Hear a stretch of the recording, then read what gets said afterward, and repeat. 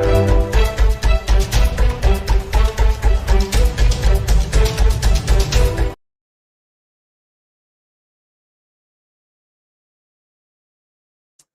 भाई, तो सभी को एक बार फिर से गुड इवनिंग। कैसे हैं आप लोग?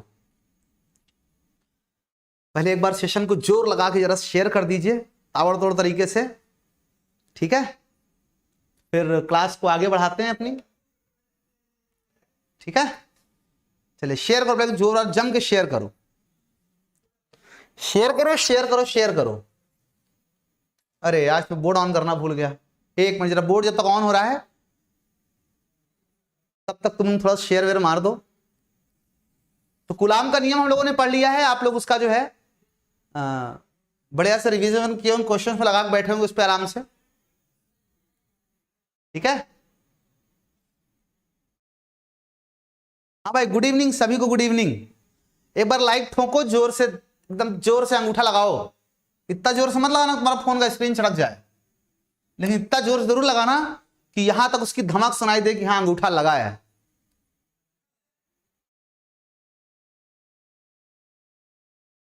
अंगूठा बड़ा इंपॉर्टेंस हो गई अंगूठे की आजकल हर जगह। बाकी शशांक सर आपको अंगूठे की इंपॉर्टेंस रोज बताते ही रहते हैं, उसकी क्या बात करनी है।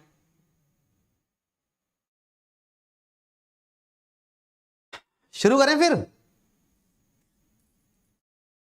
एनसीईआरटी न्यूमेरिकल, बिल्कुल एनसीईआरटी न्यूमेरिकल भी लगाएंगे, ठीक है? इस साल से पैटर्न थोड़ा सा चेंज है। इस साल हम लोगों को क्या करना है, पहले हम लोग पूरा सिलेबस कंप्लीट करेंगे, मतलब पूरा चैप्टर खत्म करेंगे, और चैप्टर खत्म करने के बाद लास्ट में उसके एनसीईआरटी के न्यूमेरिकल्स भी पूरे डिस्कस करेंगे, 1 बाय 1 डिस्कस करेंगे, ठीक है?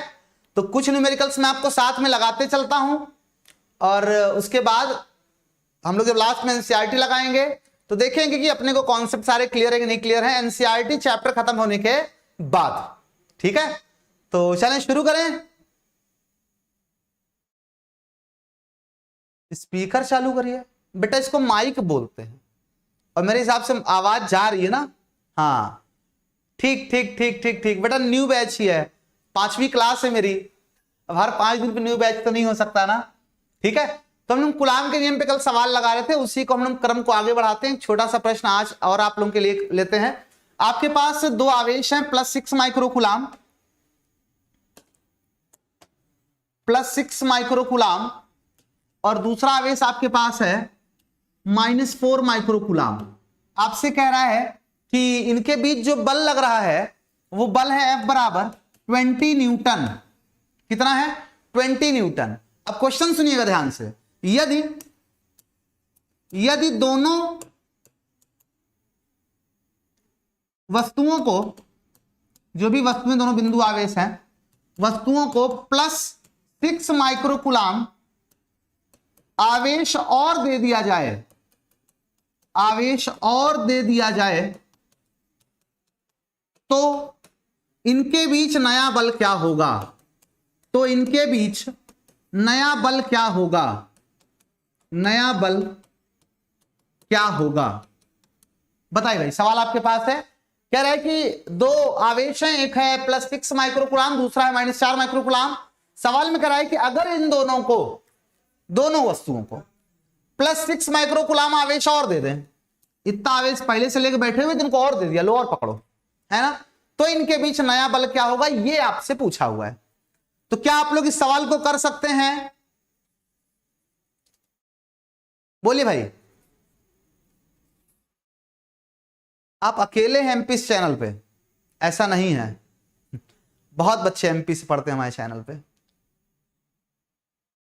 ऐसा किसने कह दिया आपसे कि आप अकेले हैं?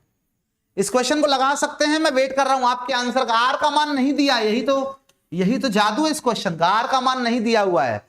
ये मत सोचो मैं गलती से भूल गया हूं लिखना, आर का मान नहीं दिया हुआ है आपको सवाल में। चलें करें, मैं कर दूं, मैं कर दूं।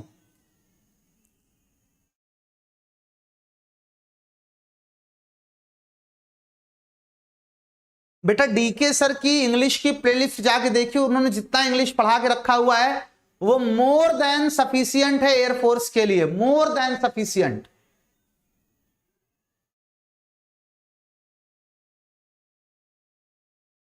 बेटा रुपेश देखो, मुस्कान तुम्हारी मौसी की लड़की ना निकले कहीं, जो छिछोरी हरकतें यहां करते रहते हो। मुस्कान मुस्कान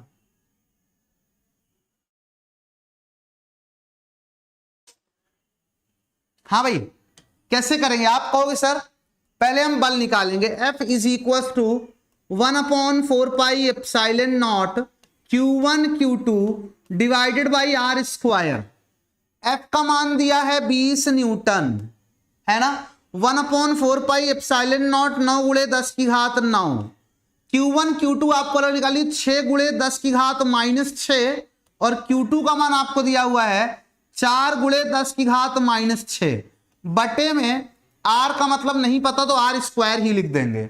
तो R स्क्वायर का मान निकालेंगे हम लोग, तो R स्क्वायर बराबर, इसको इधर ले आएंगे, इसको उधर ले जाएंगे, तो आपको सर R स्क्वायर बराबर हो जाएगा कितना? 9 गुणे 6 गुणे 4 गुणे 10 की घात 9, ये और -6 -12 9 -3 हो जाएगा, और पूरे के बटे में आ जाएगा आपका 20, है ना। तो आपको सर काट लेते हैं थोड़ा सा, और थोड़ा सा कितना काट लें, 2 से काटेंगे तो 2 आ जाएगा, और ये 10 आ जाएगा। तो आर स्क्वायर की वैल्यू आ जाएगी 9 छंग 54, 54 दूना 108, और गुणे 10 की घात, ये 10 की घात एक ऊपर जाएगा, 10 की घात -4 हो जाएगा टोटल, तो 10 की घात -4 आर स्क्वायर निकल आया।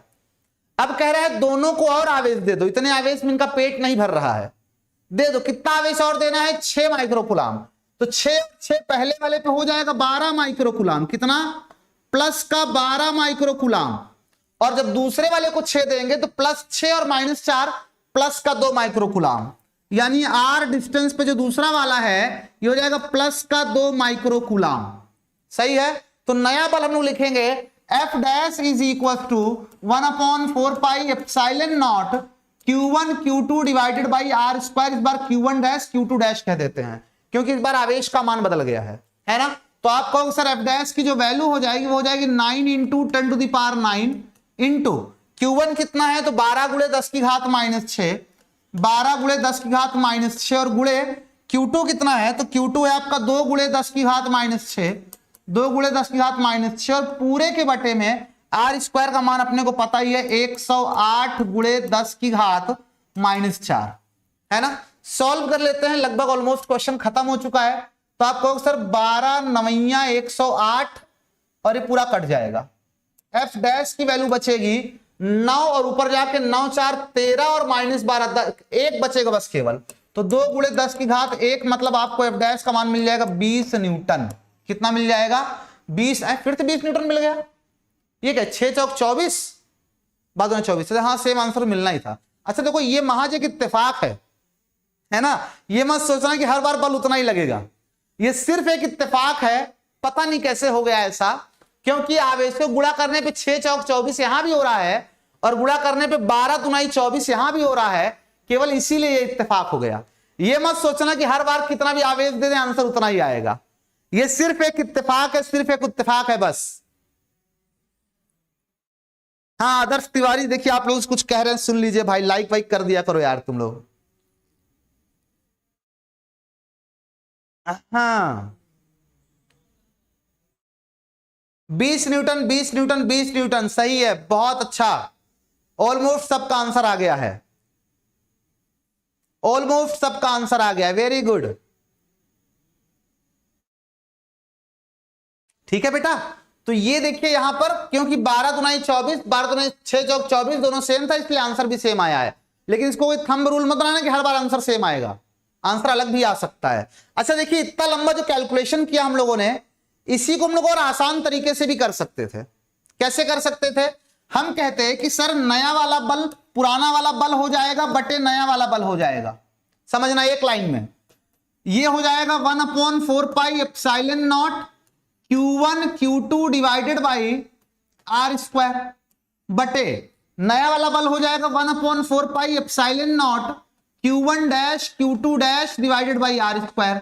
आपको अक्सर ये पूरा कट जाएगा, ये भी कट जाएगा। F का मान दिया है 20 बटे F डैश बराबर Q1 Q2 कितना दिया था आपको? तो Q1 Q2 मतलब पुराना वाला 6 4, और बाद वाला जोड़ देंगे तो 12 और 2 बचेगा ना। तो आपको अक्सर 6 और 4 और 12 और 2, तो तो ये हो जाएगा आपका 6 गुणे 4 और हो जाएगा 12 गुणे 2। आप कहोगे सर आपने माइक्रो कूलाम को कूलाम में नहीं बदला, तो मैं आपको 75 बार इस बात को बता चुका हूं कि अगर हम अनुपात निकाल रहे होते हैं, ऊपर भी आवेश नीचे भी आवेश, ऊपर भी बल नीचे भी बल, तो मात्रक बदलने की कोई आवश्यकता नहीं है। जिस मात्रक में जो चीज लिखी उसी मात्रक में निकल के आएगी। जैसे अगर हम बल निकालेंगे तो बल न्यूटन में लिखा है तो न्यूटन में निकल के आएगा, डाइन में लिखा है डाइन निकल के आएगा। अगर हम आवेश निकालेंगे तो आवेश माइक्रो कूलाम में लिखा है तो माइक्रो कूलाम में निकल के आएगा, और कूलाम में लिखा है तो कूलाम में निकल के आएगा। दूरी निकाल रहे हैं, दूरी अगर सेंटीमीटर में लिखी हुई तो सेंटीमीटर में निकल के आएगी, मीटर में लिखी हुई मीटर में निकल के आएगी, है ना। तो इसलिए जब अनुपात निकालते हैं तो अपने कोई आवश्यकता नहीं होता है, 1 आ जाएगा तो एफ डैश बराबर आ जाएगा 20 न्यूटन। इस तरह से आप बहुत इजीली कर सकते थे, केवल 3 लाइन में आंसर निकाल सकते थे, आपको इतना लंबा कैलकुलेशन करने की कोई आवश्यकता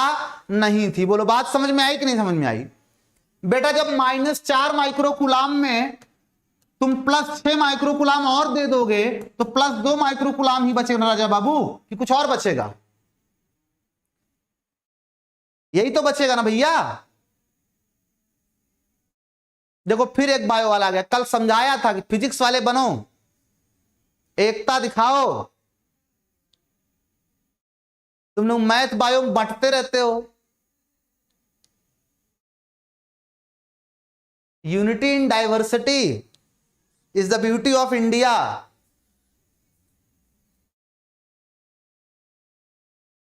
मैथ बायो की जो डाइवर्सिटी होती है, फिजिक्स उसको यूनिटी में कन्वर्ट कर देती है।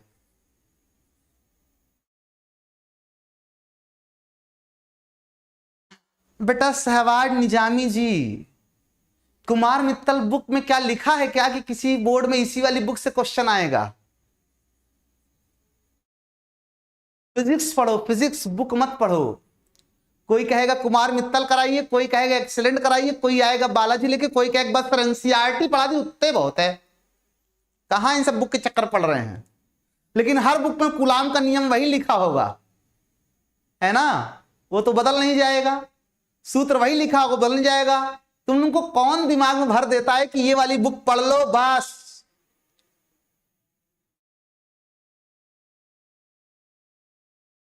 Next question. चलिए शाबाश, अगले सवाल पे चलते हैं। अगला सवाल हाजिर है आपके लिए। क्वेश्चन आपसे कह रहा है कि 2 आवेश हैं, एक है +5 माइक्रो कूलाम और दूसरा इससे कुछ दूरी पे रखा हुआ है -6 माइक्रो कूलाम। 2 आवेश रखे हुए हैं, ठीक है। आपसे कह रहा है कि इनके बीच की जो दूरी है वो है 4 मीटर, ठीक है। डिस्टेंस आपको नहीं, 4 मीटर नहीं देंगे हम, बिल्कुल नहीं देंगे हम। उप्स, 4 मीटर दिए, 4 मीटर नहीं देंगे हम, ठीक है। इनके बीच की दूरी है कुछ r। क्वेश्चन है कि यदि इनके बीच बल 20 न्यूटन हो तो, ध्यान सुनिएगा, इनके बीच की दूरी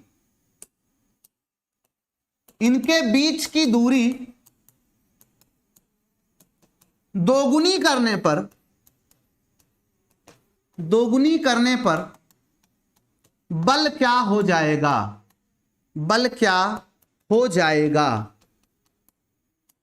है ना। सवाल आपके सामने है, मैं डिक्टेट कर दे रहा हूं क्योंकि राइटिंग बहुत खूबसूरत में पढ़ दे रहा हूं। आपसे कह रहा है कि यदि इनके बीच बल 20 न्यूटन हो तो बीच की दूरी को दोगुनी करने पर बल क्या हो जाएगा? बता सकते हैं? समय है आपके पास 2 मिनट का। अरे बल घट जाएगा ये दुनिया जानती है। मान पूछ रहा है, घट जाएगा तो 20 से 10 हो जाएगा कि 20 से 5 हो जाएगा कि 20 से 4 हो जाएगा, कितना हो जाएगा ये पूछना है। घट जाएगा बढ़ जाएगा नहीं बताना है। समझ में आई बात? घट जाएगा बढ़ जाएगा नहीं बताना है, कितना हो जाएगा ये बताना है। चलिए जल्दी से बताइए।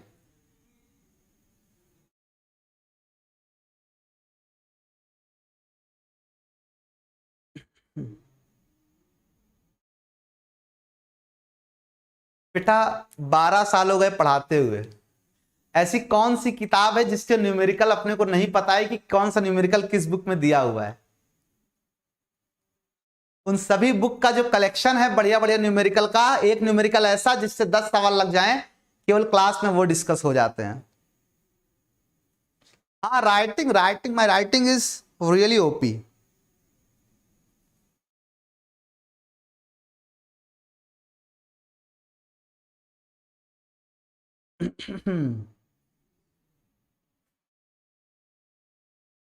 आंसर आंसर आंसर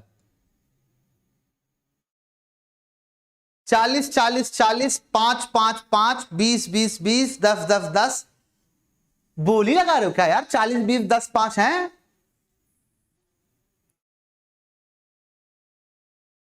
ऐसे थोड़े होता है। हल वल किए हो? ये 10 की पावर ला दे दुर्गेश भैया हमारे। ऐसे ना करो यार। चलो देखो समझो। देखो पता है, अगर आप लोग इस क्वेश्चन को सॉल्व कर रहे हो इस तरह से, f is equal to 1/4 pi epsilon naught Q1 Q2 divided by R square, उसके बाद आप यहां पे सबका मान रख के हल कर रहे हो ना बच्चा, ना ऐसा ना करना। इस क्वेश्चन को करने का तरीका समझो। पहले जो बल होगा वो होगा F इज इक्वल टू, पूरे को मैं K कह दे रहा हूं, तो K Q1 Q2 divided by R square, है ना? समझो मेरी बात को, मैं इस पूरे को K कह दे रहा हूं ना, झंझोल लिखने में आसान हो जाता है। और उसके बाद जब मैं इनके बीच की दूरी डबल कर दूंगा तो हो जाएगा K। क्या आवेश बदला क्या? नहीं ना भैया, आवेश नहीं बदला, केवल बीच की दूरी डबल की मैंने। तो K Q1 Q2, R मतलब 2R, कह रहा दूरी दुगनी कर दो, R मतलब 2R ना।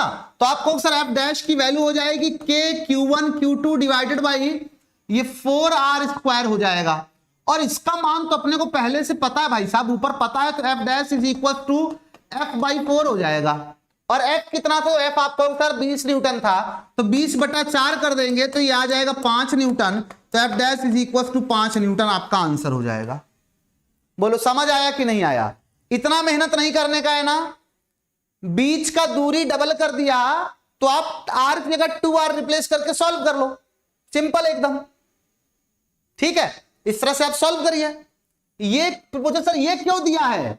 बेटा ये दिया है ताकि तुम लॉलीपॉप ले किसी को चूसते रहो, उसी में परेशान रहो, आंसर कहीं और आ जाएगा। क्या होगा कि अगर आप इसके चक्कर में पड़ोगे, वैल्यू पुट करोगे, सॉल्व करो, तो आंसर आएगा, डेफिनेटली आंसर आएगा, है ना? आप यहां से पहले आर निकालोगे, फिर जो भी मान आएगा उसको डबल कर दोगे, है ना? वो वैल्यू आर की निकल आएगी, फिर Q1 Q2 लोगे, रख करके फिर से हल करोगे। जो सवाल आपका 3 लाइन का था उसको आप 10 लाइन सॉल्व करोगे। ठीक है, तो इसलिए ऐसे नहीं करना है, अपने को ध्यान देना है, सवाल के कॉन्सेप्ट को पकड़ना है, किस तरह से उसको आप इजी कर सकते हो, कहां से वो सरलता से हल हो सकता है, इस पे फोकस करना है बस। ठीक है, ये समझ में आ गया? इस टाइप का कोई भी सवाल होगा मुझे पता है आप लोग कर लोगे। ठीक, अगला सवाल की ओर चलते हैं, बढ़ते हैं नेक्स्ट क्वेश्चन की ओर आगे बढ़ते हैं। अपने पास अगला एक फिर से सवाल है कि हमारे पास एक आवेश है +10 माइक्रोकूलाम का, और इससे कुछ दूरी पर एक और आवेश रखा हुआ है +6 माइक्रोकूलाम का, है ना? आपसे कह रहा है कि इनके बीच बल लग रहा है F is equal to 15 newton का। ये इनके बीच बल लग रहा है। आपसे कह रहा है, क्वेश्चन सुनिए, कि यदि इन्हें स्पर्श करा के पुनः उतनी ही दूरी पर रख दें, दूरी पर रख दें, तो नया बल क्या हो जाएगा?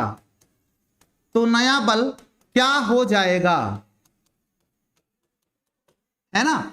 जो भी किताब तुम रखे हो, उमार मित्तल, आलाजी, बालाजी, ठीक है, एक्सीलेंट, विद्या पब्लिकेशन, और भी बहुत सी ढेर सी पब्लिकेशन आती हैं यार हिंदी मीडियम में, बहुत ढेर सारी आती हैं। आप उस वाले बुक से जाकर के क्वेश्चन लगाइए। ठीक है, कोई दिक्कत हो तो बिल्कुल आप बताइए कि सर ये वाली बुक का क्वेश्चन मुझसे नहीं लग रहा है, बट पहले आराम से पढ़िए, फिर क्वेश्चंस को लगाइए, आपके सारे क्वेश्चन बनेंगे, कोई ऐसा क्वेश्चन नहीं होगा जो आप ना कर पाओगे। ठीक है, बट पहले फोकस करके जितना पढ़ा रहे हो उतना पढ़ो। कूलाम के नियम की 4 क्लासेस दूंगा मैं आपको, चारों क्लासेस करो, फिर दुनिया का कोई भी क्वेश्चन हिलाओ, जरूर लगेगा तुमसे। आंसर भी आ गया 15 न्यूटन। कुछ भैया कह रहे हैं सर सेम रहेगा। Okay, let me check. Same नहीं रहेगा बेटा, बदल जाएगा, सेम नहीं रहेगा, बदल जाएगा।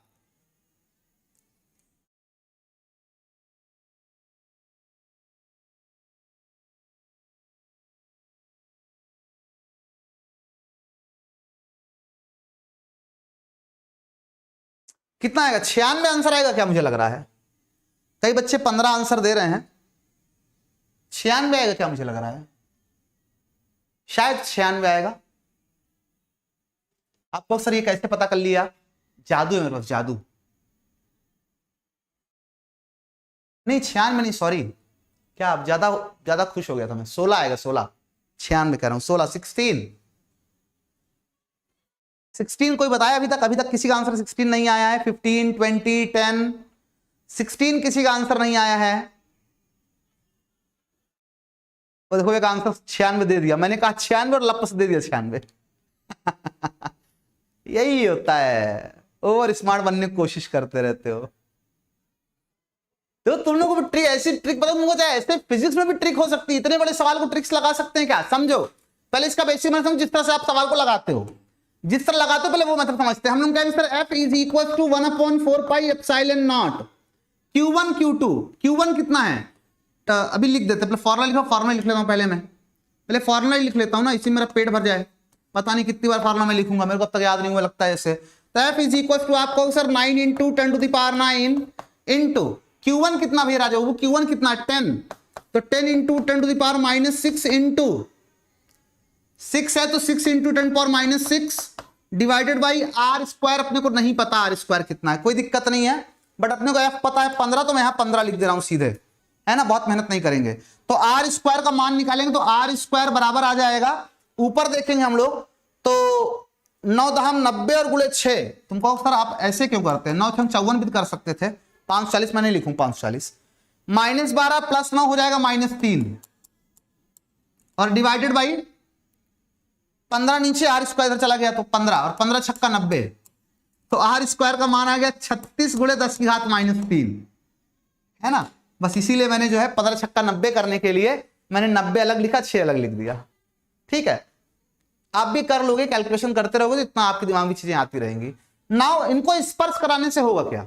ठीक है, एक चीज में क्वेश्चन थोड़ा मिस कर गया लिखना, मेरे को बताना, मेरे को मेंशन करना चाहिए। हालांकि आपको सबको पता है क्वेश्चन इस टाइप का तो यही होने वाला है, ठीक है, लेकिन फिर भी मुझे मेंशन करना चाहिए था, मेरी गलती है ये। ठीक है, गलती ये है कि बेटा जब आप दोनों को स्पर्श कराओगे तो दोनों गोलियां एक जैसी हैं, ये बात मेंशन करना चाहिए था सवाल में। ठीक है, जरूर करना चाहिए था कि ये दोनों गोलियां कैसी हैं, दोनों गोलियां एक जैसी हैं, दोनों गोलियां एक जैसी हैं, दोनों एक जैसी हैं, दोनों एकदम एक जैसी हैं देखने में, है ना, दोनों एक जैसी हैं। जब दोनों को स्पर्श कराएंगे तो क्या होगा कि टोटल आवेश दोनों में आधा आधा बढ़ जाएगा। अगर गोलियां एक जैसी होंगी टोटल आवेश आधा आधा नहीं बटेगा, लेकिन क्योंकि गोलियां एक जैसी देख रखा है, टोटल आवेश जो भी आधा आधा बांट दो, है ना। जैसे स्पर्श कराएंगे तो कम ज्यादा बढ़ जाएगा, दोनों बराबर बढ़ जाएगा। तो आप क्या कहोगे सर? इसका मतलब है कि नया आवेश q1 डैश बराबर q2 डैश बराबर क्या हो जाएगा? तो आप कहोगे सर +10 +6 डिवाइडेड बाई 2, तो 16/2 कितना आएगा? +8 आ जाएगा। तो q1 डैश बराबर q2 डैश बराबर हो जाएगा +8 माइक्रो कूलाम। पहले बताओ ये बात समझ में आई कि नहीं, फिर मैं आगे चलूं। ये बात समझ में आई कि नहीं आई, फिर मैं आगे चलूं। दोनों को स्पर्श कराने पे क्या होगा कि टोटल आवेश दोनों का जो है वो आधा आधा बढ़ जाएगा। तो टोटल आवेश मतलब 10 ये और 6 वो 16, आधा आधा करेंगे 16/2 8 8 दोनों पे आ जाएगा। आ गया, शाबाश। मैं दोबारा रिपीट कर दिया, वैसे मैंने नहीं भी आया तब भी समझ में आ गया होगा अब तक। तो अब नया आवेश जो हो जाएगा q1 डैश और q2 डैश हो जाएगा, और इनके बीच की दूरी तो वही है जो पहले थी। तो नया बल आपको सर नया बल हो जाएगा f dash is equal to 1/4 pi epsilon naught q1 q2 divided by r square, q1 dash q2 dash. तो f dash is equal to आएगा 9 into 10 to the power 9 into q1 dash हो गया, now q1 dash is 8 into 10 to the power -6, q2 dash भी 8 into 10 power -6 divided by r की value अपने निकाली, r square पता है 36 गुणे 10 की घात -3, तो 36 गुणे 10 की घात -3 कर देंगे। तो आप कहोगे सर पहले तो ये काटो, 9 चौक 36 कर दो और 4 दुनाई 8 कर दो, फिर 9 3 ऊपर 9 3 12 प्लस 12 और -12 कट जाएगा, और 8 दुनाई 16 न्यूटन आपका आंसर है। देखा, इतना बड़ा कैलकुलेशन अपने दिमाग में कर दिया। 16 बताया था ना आंसर है, देखो 16 आ गया। तुम भी कर सकते हो, सीखोगे। ये सब कॉम्पिटिटिव मेथड है, कि कैसे कंपटीशन में इतना बड़ा कैलकुलेशन चुटकियों में करके सॉल्व कर लिया जाता है मन में। दूसरा तरीका इसका हो सकता है जो आप यूज कर सकते हो, वो ये कर सकते हो कि सर हम वही मेथड अपनाएं कि f अपॉन एफ डैश कर दें, तो 1/4 एप्सिलॉन नॉट ऊपर Q1 Q2 divided by R square, और नीचे लिख देना चाहिए 1/4 एप्सिलॉन नॉट नया आवेश Q1 डैश Q2 डैश हो जाएगा डिवाइडेड बाई आर स्क्वायर।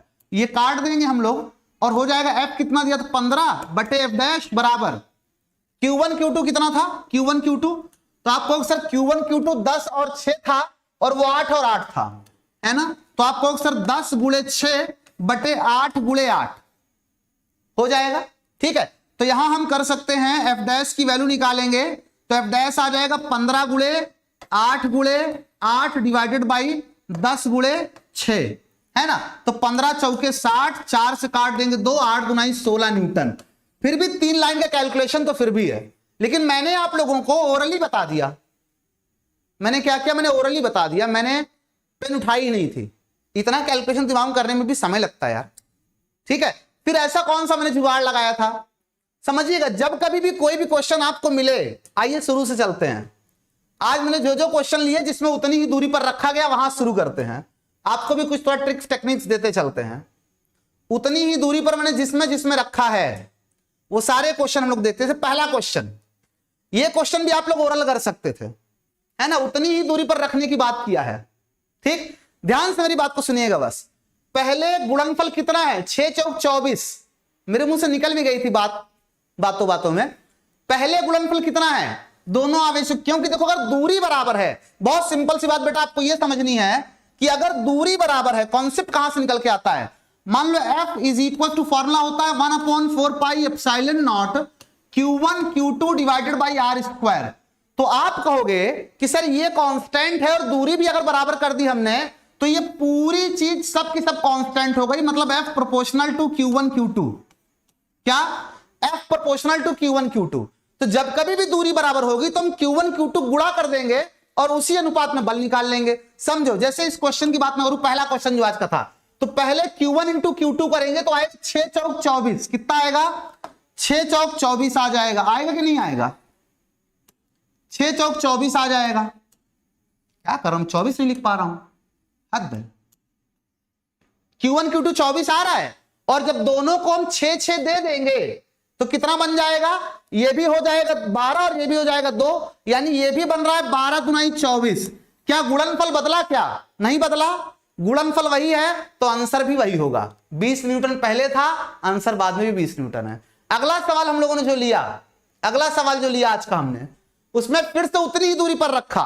गुणनफल कितना है समझिएगा, पहले इनके बीच बल कितना था 20 न्यूटन, गुणन 5 छंग 30, गुणनफल कितना है 30, समझना, गुणनफल कितना है 30, तो बल कितना लगा 20।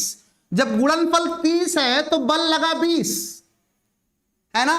बाद में क्या किया कि बीच की दूरी से बीच, सॉरी इस बार गलती हो गई मेरे से, इस क्वेश्चन में मैं सोच रहा हूं दूरी वही है, इस क्वेश्चन में दूरी बदल रहा है ना, दूरी को दोगुना कर रहा है इस क्वेश्चन में।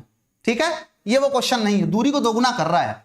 इस क्वेश्चन में क्या है, हाँ इस क्वेश्चन में फिर से वही दे के रखा है आपको कि गुणनफल कितना है 10 छंग 60, गुणनफल कितना है 10 छंग 60, गुणनफल 60 है तो बल लगा 15, यानी जो भी बल है उसका 1/4, सॉरी जो भी गुणनफल है उसका 1/4। तो जब गुणनफल 8 28 64 हो जाएगा तो इसका 1/4 कितना आएगा 16, तो आपका आंसर 16 हो जाएगा। नहीं समझे भाई, गुणनफल 60 है दोनों का, तो बल हो गया 15, मतलब 1/4 भाग है ना। तो जब गुणनफल 8 28 64 होगा तो बल 1/4 करेंगे तो कितना आएगा 64/4, 16 आएगा, है ना। ओरल दे दिया आंसर हमने। ठीक, तो इस तरह से हम लोग ओरली आंसर कर सकते हैं ऐसे क्वेश्चंस का जिसमें दूरी परिवर्तित नहीं हो रही है। और ये कब काम देता है, जब आप किसी कॉम्पिटिटिव एग्जाम में बैठते हो, जब आप IIT नीट की परीक्षा देते हो तो वहां पे एयरफोर्स एनडीए में वहां ये मेथड आपका काम आता है। ठीक, Q/2 कैसे हुआ बेटा, जब हम लोग दो एक जैसी गोलियों को जोड़ते हैं तो उनके बीच आवेश आधा आधा बढ़ जाता है, इसलिए आधा कर दिया। ठीक है, और ये बात मैंने आपको 2 लेक्चर पहले पढ़ाई थी। बोलो भाई, इतनी बात सबको समझ में आई कि नहीं आई।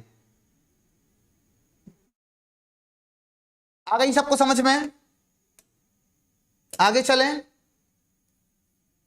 क्यों भाई, ऐसे सवाल अब लग जाएंगे, थोड़ा सा और आगे बढ़ते हैं हम लोग, ठीक है। धीरे धीरे करके एक सवाल डिस्कस करते हैं। आपसे क्वेश्चन कह रहा है कि आवेश Q को, पहले बेसिक्स डिस्कस कर लें, उसके बाद फिर हम लोग अच्छे क्वेश्चन की ओर चलेंगे। आवेश Q को इस प्रकार बांटिए, इस प्रकार, ये सवाल बहुत अच्छा होने वाला है, बांटिए कि उनके बीच लगने वाला बल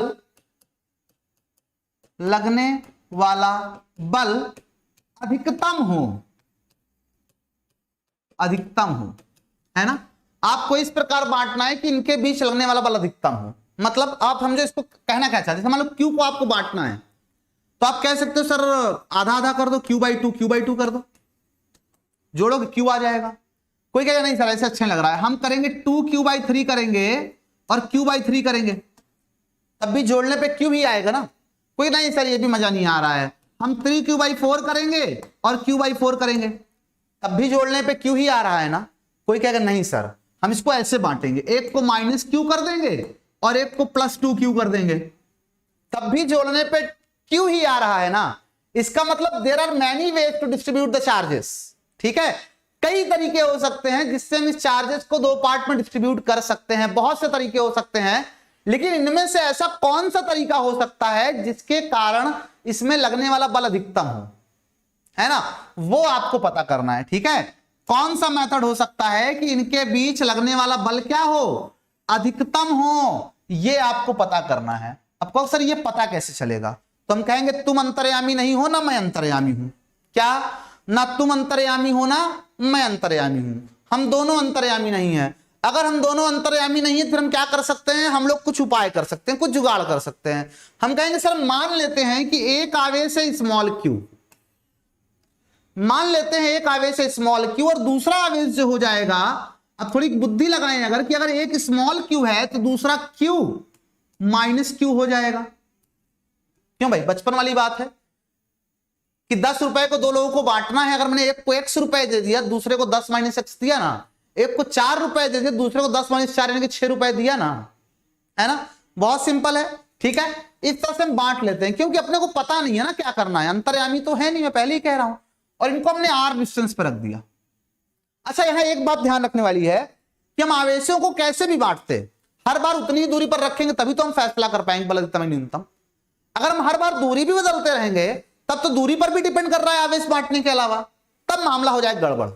यानी कि हम लोगों को आवेश को जब बांट रहे हैं हम, तो उनके बीच की दूरी हर बार बराबर रखनी, मतलब दूरी r को कांस्टेंट रखना है ना। फैसला एक बार आवेश Q/2 कर 2 मीटर पर रख दिए, फिर 3Q/4 और Q/4 की उसको 10 मीटर पर रखा है, नहीं कैसे फैसला हो पाए कौन ज्यादा तगड़ा बल था। दूरी उतनी रखनी हर बार, यानी r को हर बार कांस्टेंट रखना है। तो आपको इसका मतलब f का मान हो जाएगा, f = हो जाएगा, थोड़ा सा मैं जगह बनाना चाहता हूं, जरूरत पड़ेगी मेरे को। f का मान हो जाएगा सर k पूरा 1/4 पाई एप्सिलॉन को मैं k लिख दे रहा हूं, ठीक है, k q into q - q divided by r²। बोलो k मतलब 1/4 पाई एप्सिलॉन नॉट, ऐसे लिख सकते हैं क्या, बताओ जल्दी से।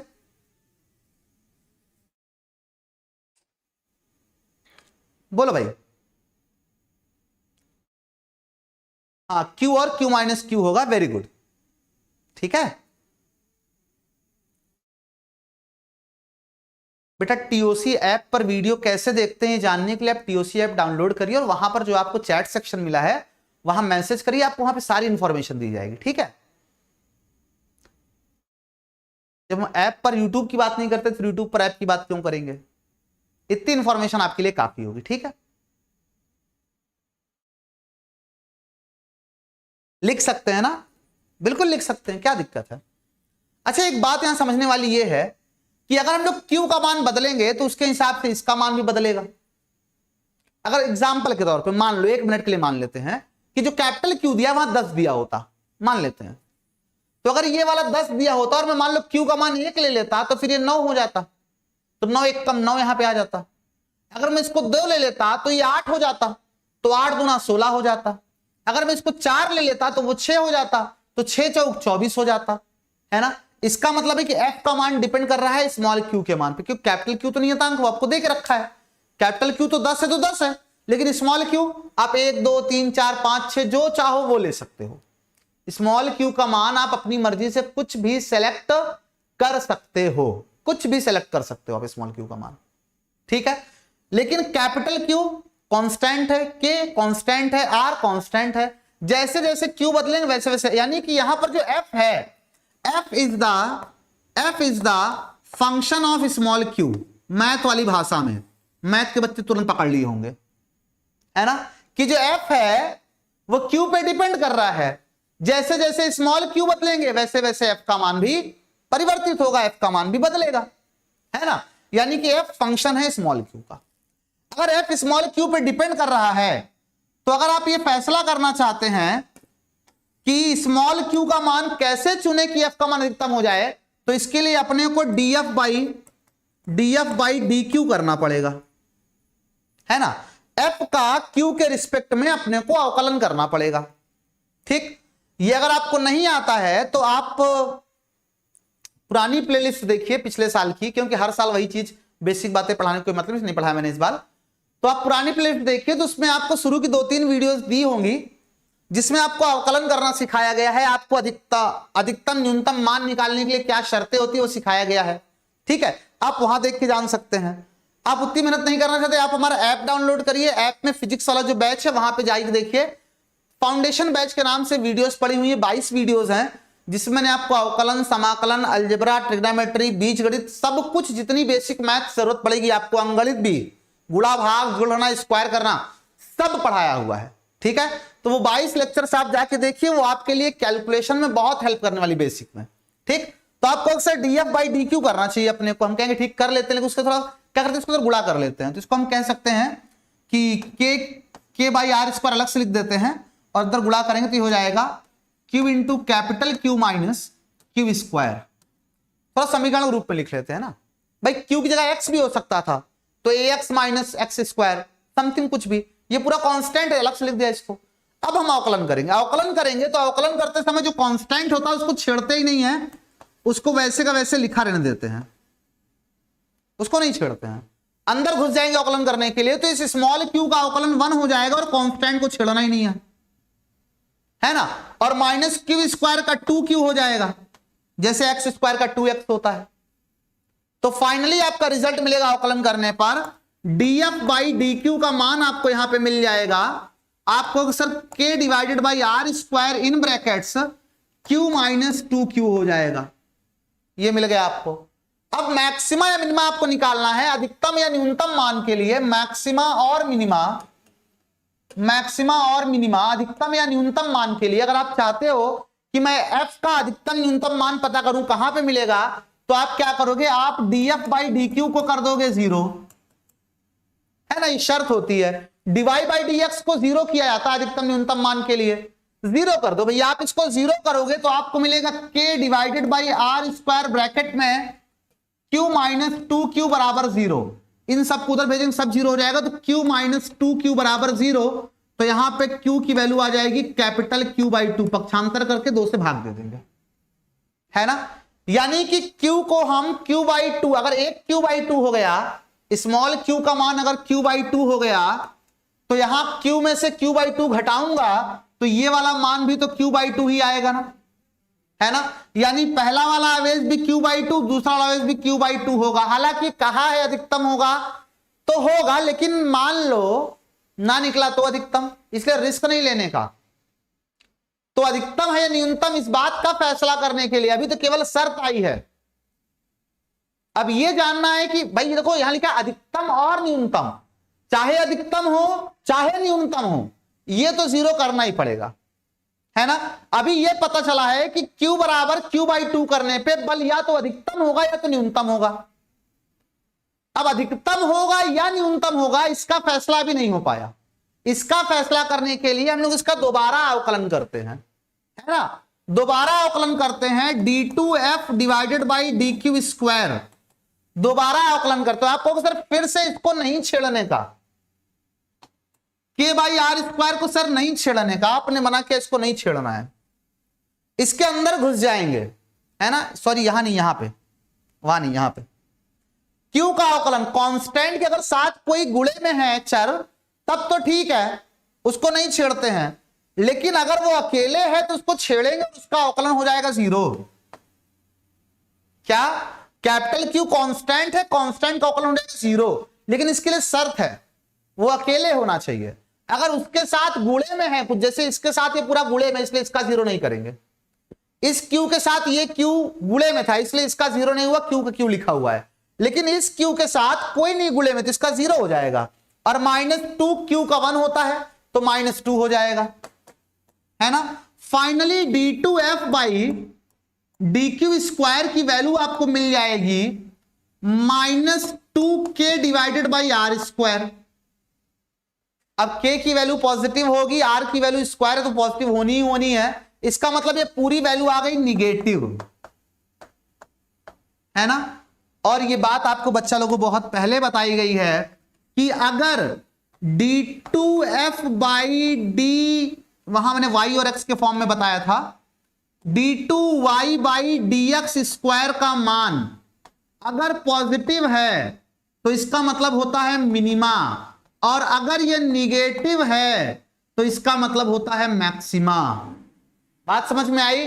तो यहां पर d2y बाई dx² यानी कि d2f बाई dq² क्या है, निगेटिव है। निगेटिव मतलब हो गया मैक्सिमा, मतलब जो बल लगेगा वो अधिकतम होगा। तो ये फैसला हो गया कि अगर हम आवेशों को इस तरह से तोड़ते हैं तो इनके बीच लगने वाला बल क्या होगा, अधिकतम होगा। बोलो इतनी बात सबको समझ में आई कि नहीं समझ में आई।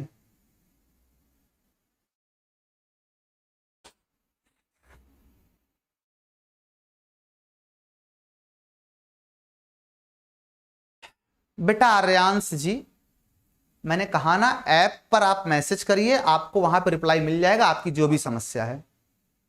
आप यहां वहां जाके मैसेज करोगे तो उसका कोई फायदा नहीं है ना, आप अपना टाइम वेस्ट कर रहे हो। कहां से अजीत शर्मा जी, अगर अवकलन नहीं पढ़े हुए तो कहां से समझ में आएगी।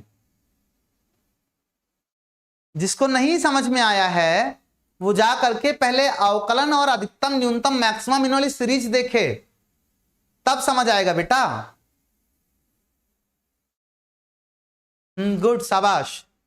मैं बार बार कहता रहता हूं, 75 बार कहता रहता हूं कि आपको फिजिक्स है, इसमें आपको अगला पढ़ने के लिए पिछला आपको पढ़ना जरूरी है। जो बच्चे 11th में सो रहे थे अभी तक उनको समझ में आ रही होगी चीजें, लेकिन जैसे जैसे आगे बढ़ते आएंगे बीच बीच में 11th का पोर्शन जब घुसेगा तो उनका दिमाग काम करना बंद कर देगा। अब ये कैसे लगेगा अपने से, ये कैसे होगा, है ना। यहां तो वेक्टर लग गया, यहां तो न्यूटन का नियम लग गया, यहां तो गति का समीकरण लग गया, और छोड़ो 11th। उसके बाद फिर ये बेसिक मैथ, ये भी मैंने पढ़ाई है, ये भी तुम लोग नहीं, सब इग्नोर करते हो, लगता है सब हो जाएगा हो जाएगा, कर लेंगे कर लेंगे, इसी चक्कर में सब गड़बड़ कर जाते हो तुम लोग। बेटा बलों का अध्यारोपण सिद्धांत पढ़ाएंगे, अगले क्लास में पढ़ाएंगे। आज अपने पास इतना समय नहीं रह गया है कि हम लोग उसको कंप्लीट कर पाएंगे, इसीलिए आज की क्लास यहीं तक रखते हैं, ठीक है। अगली क्लास भी होना है, मिलते हैं आप लोगों से नेक्स्ट क्लास में। तब तक के लिए सभी को बाय बाय, गुड नाइट।